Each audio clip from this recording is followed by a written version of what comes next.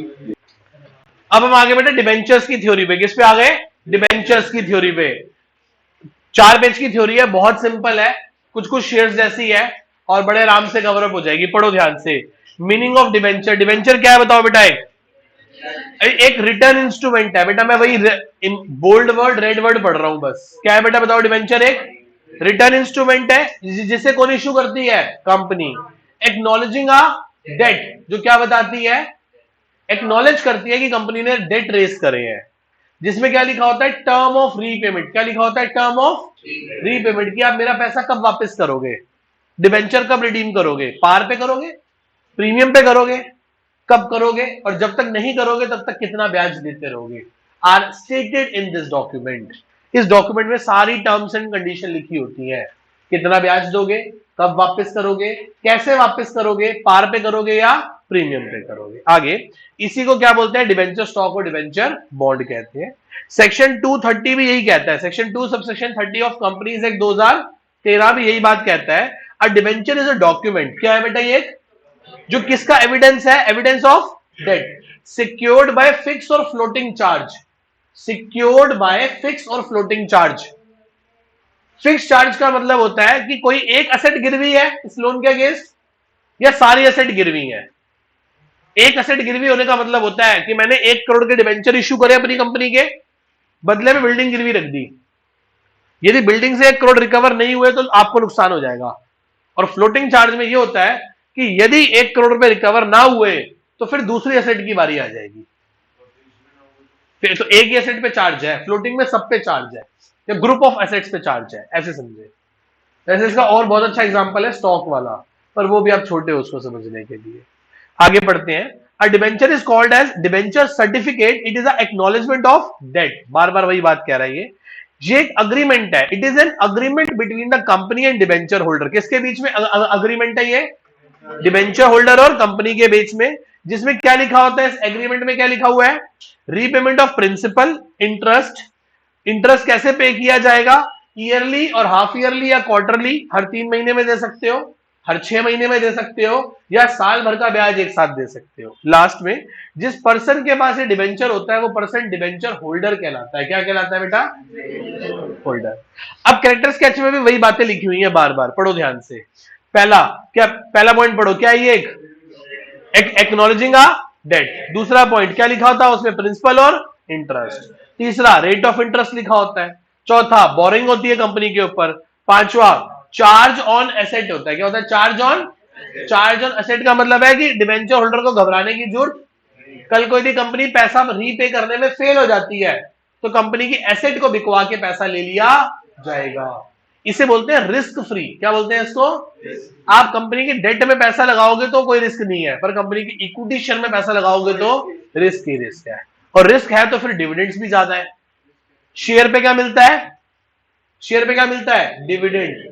और debenture bond पे क्या मिलता है? इंटरेस्ट। आगे इंटरेस्ट क्या होता है? एप्रोप्रिएशन प्रॉफिट होता है कि चार्ज अगेंस्ट प्रॉफिट होता है? चार्ज। मतलब कंपनी को प्रॉफिट हो या ना हो उसे इंटरेस्ट देना पड़ेगा। चार्ज अगेंस्ट प्रॉफिट है। So therefore it is debited into a dash. बोलो। Statement of P and L account. कहां पे डेबिट करेंगे इसको? ब्याज कहां जाएगा? पी एंड एल एप्रोप्रिएशन में, statement of P and L में? पी एंड एल में। नेक्स्ट आगे। सर बॉन्ड क्या होता है? Bond it is like a debenture, acknowledgement of debt ही होता है ये, पर इस पे rate of interest pre determined नहीं होता। क्लियर है इतनी बात सबको? नेक्स्ट इसमें इसको क्या बोलते हैं? जीरो कूपन बॉन्ड बोलते हैं। क्या बोलते हैं इसको? जीरो कूपन बॉन्ड या जीरो कूपन वो डीप डिस्काउंट बॉन्ड। क्या बोलते हैं इसको? डीप डिस्काउंट बॉन्ड या क्या बोलते हैं? Zero coupon bond. आगे यही लिखा हुआ है ना कि जीरो कूपन बॉन्ड क्या होता है? The debenture do not carrying a specific rate of interest. जिन डिबेंचर्स पे स्पेसिफिक रेट ऑफ इंटरेस्ट नहीं लिखा होता उन्हीं को क्या बोलते हैं? Zero coupon bond. इसे कैसे किया जाता है? कंपनसेट किया जाता है इन्वेस्टर को एक सस्ते रेट पर देके। फॉर एग्जाम्पल कंपनी ब्याज नहीं दे रही, कोई भी कंपनी कह रही है कि 88,000, 1 लाख का डिवेंचर है, 5 साल बाद रिडीम करेंगे, आज 88,000 में ले लो। कितने में ले लो? 88। तो 12,000 रुपए क्या हो गया? आपको इंटरेस्ट मिल गया एक तरह से। तो आपको सस्ता दे दिया जाता है पर आपको इंटरेस्ट नहीं दिया जाता। क्लियर है? एफडी होती है ना, एफडी, उसमें ब्याज नहीं मिलता, वो सीधा आपको मेच्योरिटी पे डबल पैसे मिल जाते हैं, जस्ट लाइक दैट। आगे पढ़ते हैं। डिफरेंस बिटवीन किस किस के बीच में डिफरेंस है? शेयर के बीच में और डिबेंचर के बीच में। पहला वर्ड पढ़ो, ओनरशिप। क्या है? डिबेंचर क्या है? डेट और लेंडर ऑफ द कंपनी। क्या बेटा? अच्छा बताओ, कंपनी कौन है फिर? बोरोअर। कंपनी कौन है? बोरोअर। पेपर में क्वेश्चन आ जाएगा, who is the lender of a company? Debenture. Who is a borrower? Company. Clear है इतनी बात? नेक्स्ट, शेयर क्या है बेटा बताओ? कैपिटल। और किसका पार्ट है? ओनरशिप का। किसका पार्ट है? रिटर्न। इन्हें बदले में क्या मिलता है? उन्हें क्या मिलता है? रीपेमेंट। इसकी स्पेसिफिक पीरियड के बाद रीपेमेंट होती है, पर उसकी स्पेसिफिक पीरियड के बाद रीपेमेंट, उसको सिर्फ पैसा कब वापस किया जाएगा? वाइंडिंग अप के टाइम पे। कब पैसा वापस किया जाएगा? पर एक शेयर ऐसा होता है जिसको पैसा वापस कर दिया जाता है एक फिक्स टाइम पीरियड के बाद। कौन है वो? अच्छा, किस पे इशू कर सकती है कंपनी डिबेंचर को? पार पेड डिस्काउंट। पर शेयर को किस पे इशू कर सकती है? पार और premium, but not at discount in general sense. Security. Debentures क्या होते हैं? सिक्योर्ड अगेंस्ट चार्ज होते हैं, पर उनके पास कोई सिक्योरिटी नहीं। डिबेंचर कन्वर्ट हो सकते हैं, शेयर कन्वर्ट नहीं हो सकते। डिबेंचर्स के पास कोई वोटिंग राइट, पर शेयर के पास वोटिंग राइट होता है। रिस्क। रिस्क क्या है बेटा? डिबेंचर क्या होते हैं? Risk free. आप डिबेंचर खरीदो, चादर तान के सो जाओ, आग लगे कंपनी में, चाहे आपका पैसा भी सिक्योर है और आपका ब्याज भी सिक्योर है। पर आप शेयर खरीदकर कंपनी में की रिस्क में पैसा लगा देते हो। किसमें पैसा लगा देते हो? रिस्क में। ठीक है, तभी तभी देखते हो लोग हमेशा देखते रहते हैं शेयर का प्राइस क्या हो गया, कंपनी को प्रॉफिट हो रहा है कि लॉस हो रहा है, कंपनी में आजकल क्या चल रहा है, सब लोग देख रहे हैं। क्यों? ऐसा कौन देख रहा है? शेयर होल्डर है डिबेंचर होल्डर? डिबेंचर होल्डर कहता है भाई मैं देखूं ही क्यों, मुझे क्या जरूरत है, मुझे मेरा ब्याज मिल जाएगा चाहे कंपनी को प्रॉफिट कम हो या ज्यादा। Next, priority of repayment of principal. पहले किसको पैसा कंपनी देगी? डिबेंचर को या शेयर को? और बाद में किसको देगी? शेयर को। तो यही बात वहां पे लिखी हुई है, पढ़ लो ध्यान से एक बार। आगे क्या है बेटा बताओ?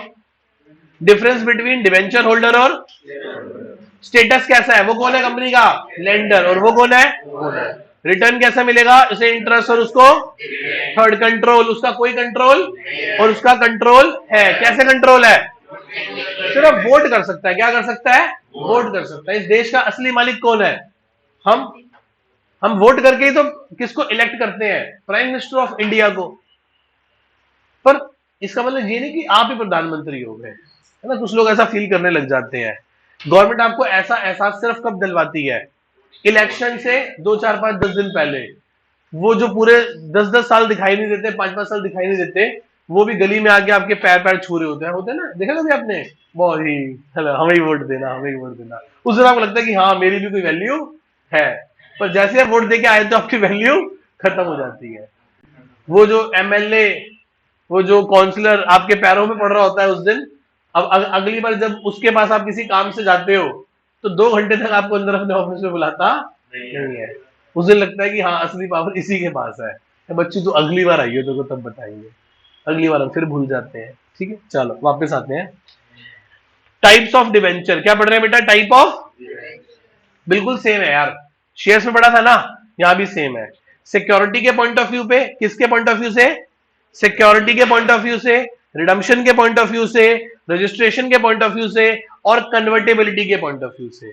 तो पढ़ते हैं पहला सिक्योरिटी के पॉइंट ऑफ व्यू से। सिक्योरिटी के पॉइंट ऑफ व्यू से 2 ही होते हैं जी, सिक्योर्ड और अनसिक्योर्ड। सिक्योर्ड मतलब भाई साहब बिल्डिंग गिर रही है, यदि कल को पैसा रीपे करने में कंपनी फेल हो जाएगी तो बिल्डिंग बेच के पैसा आ जाएगा, that is called secured debentures. क्या कहलाएंगे ये? और अनसिक्योर्ड, सर कोई सिक्योरिटी नहीं है, जैसे शेयर होल्डर को पैसा मिलेगा वैसे तुम्हें मिल जाएगा, होगा तो मिल जाएगा, नहीं होगा तो। पर आज की डेट में अनसिक्योर्ड डिबेंचर, और कोई मूर्ख होगा क्या जो अनसिक्योर्ड डिबेंचर लेगा? जिसको इतनी रिस्क लेनी ही होगी वो कंपनी का फिर शेयर ही ना खरीद ले, जिसपे ज्यादा डिविडेंड मिलेगा, जिसपे ग्रोथ मिलेगी। रिस्क भी लूं और रिटर्न भी ना मिले, ऐसा तो नहीं होगा। तो डिबेंचर बस थ्योरेटिकल कॉन्सेप्ट है कि अनसिक्योर्ड डिबेंचर है। Generally unsecured debenture company raise नहीं करती है, कभी कभी कर देती है। अच्छा वो पढ़ा था issued debenture as collateral security, वो डिबेंचर शायद हो सकता है कि अनसिक्योर्ड हो, वो भी शायद, पक्का वो भी नहीं है। अब हम पढ़ने जा रहे हैं मीनिंग ऑफ चार्ज। चार्ज का क्या मतलब है? पहला, चार्ज का मतलब होता है फिक्स और फ्लोटिंग चार्ज। चार्ज का मतलब होता है किसी एसेट पे चार्ज क्रिएट कर देना कि इस चीज को कंपनी ने गिरवी रख लिया जी। यदि कल को कंपनी रीपे करने में फेल हो जाती है तो हम इस चीज, स्पेसिफिक चीज को बेचकर क्या कर लेंगे? अपना पैसा रिकवर कर लेंगे। That is called charge. पढ़ते हैं चार्ज क्या है। Security of loan by mortgage और specific asset towards the loan. If the company fail to meet the obligation, the lender can secure his payment from the asset mortgage in case of winding up of the company from the official liquidator. Official liquidator होता है जो court से आता है, company की कुर्की करवाता है। तो जब वो बिल्डिंग को बेचेगा ना, तो सबसे पहले पैसा किसको देगा? डिबेंचर को, क्योंकि उसके पेपर ही किसके पास पड़े हैं? डिबेंचर ट्रस्टी के पास। किसके पास पड़े हैं पेपर? सर यदि मैं 1 करोड़ के डिबेंचर इशू करता हूं और आप सब डिबेंचर होल्डर्स हो, तो मैं ऐसे नहीं कर सकता डिबेंचर इशू। पहले मुझे उस प्रॉपर्टी के मोर्टगेज के पेपर बनवाने होंगे, और आप डिसाइड कर लो आप में से सबसे समझदार कौन है। उसको हम बना देते हैं डिबेंचर ट्रस्टी। क्या बना देते हैं? Debenture trustee. और उस डिबेंचर ट्रस्टी के नाम पे हम वो प्रॉपर्टी कर देंगे। ये कल को जब भी वो असेट बिकेगी ना, तो उसकी कंसेंट के बिना कभी नहीं बिकेगी। और पहले पैसे किसको मिलेंगे? डिबेंचर्स को मिलेंगे। उसके बाद कुछ बचा तो कंपनी रखेगी, नहीं तो नहीं। पढ़े आगे ध्यान से। फिर वो कहता है इन case of winding up the company from the official liquidator, a charge may be either from fix और फ्लोटिंग चार्ज। कैसा चार्ज हो सकता है बेटा? फिक्स चार्ज भी हो सकता है, और कैसा चार्ज हो सकता है? फ्लोटिंग चार्ज भी हो सकता है। Fix charge created on defined asset on a permanent nature. कैसा नेचर का होता है बेटा ये? such as land, building, machine, etc. are called as fixed charge. Floating charge पे क्या होता है? When no specific asset but all assets. किसमें हो जाता है? सारी asset भाई। कल को ये asset ना बिकी तो, या कम रेट पे बिकी तो, डिबेंचर होल्डर अपना बाकी पैसा कहां से रिकवर करेगा? इससे अच्छा कैसा चार्ज कर दो? Floating charge. कि जब तक एसेट्स बिकती रहेंगी, जब तक डिबेंचर का पैसा रिडीम, रीपे नहीं हो जाता। किसी को डाउट यहां तक? आगे चलते हैं। नेक्स्ट क्या है बेटा? From the redemption point of view. दो ही है, रिडीमेबल और रिडीमेबल। पढ़ा था ना? रिडीमेबल जिसका पैसा एक फिक्स टाइम पीरियड के बाद वापस कर दिया जाएगा, और इररिडीमेबल जिसका पैसा कभी वापस नहीं किया जाएगा। ऐसे डिबेंचर्स नहीं होते। वही मैक्सिमम 20 साल में कंपनी को पैसा क्या करना होता है? वापस करना होता है। क्लियर है? आगे चलते हैं। थर्ड कौन सा है? रिकॉर्डिंग के पॉइंट ऑफ व्यू से। एक होता है रजिस्टर्ड, एक होता है बियरर। एक क्या होता है? एक बियरर। रजिस्टर्ड, मान लो मैंने ये भाई साहब के नाम पे डिबेंचर इशू करें, ये भाई साहब उस डिबेंचर सर्टिफिकेट पे इनका नाम लिख दिया, यही आएंगे हर साल अपना इंटरेस्ट लेने, और इन्हीं का है।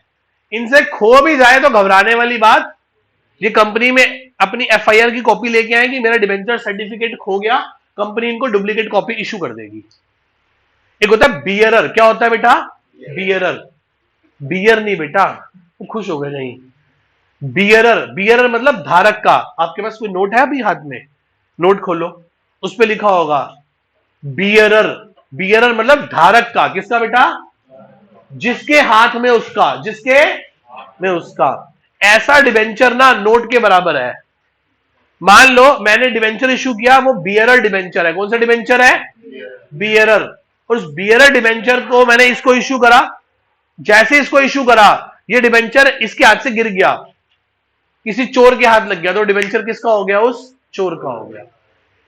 ईयर एंड पे वो मुझे लाके दिखाएगा और उसको मैं उसकी पेमेंट कर दूंगा, जिसके हाथ में उसका। क्लियर है इतनी बात? पढ़ो ध्यान से एक बार, आओ जी ध्यान से रीड करो बेटा। Registered debenture. कौन सा debenture? Registered debenture are the debenture that are registered in the company's records. जो कंपनी के रिकॉर्ड्स में क्या है बेटा? रजिस्टर्ड है। In the name of holder, holder के नाम से। प्रिंसिपल और interest of such debenture is payable to the registered debenture holder. सिर्फ उसी को देंगे जो रजिस्टर्ड होगा, जिसके नाम का डिबेंचर होगा, जिसको कंपनी ने इशू किया होगा, जिसका नाम कंपनी के रजिस्टर में मेंशन्ड होगा। आगे पढ़ते हैं। आगे लिखा है the debenture the transfer of debenture in case required a transfer deed. यदि कोई इस डिबेंचर को कोई व्यक्ति किसी और व्यक्ति को देना चाहता है तो उसके नाम पे ट्रांसफर डीड बनेगी। क्या बनेगी?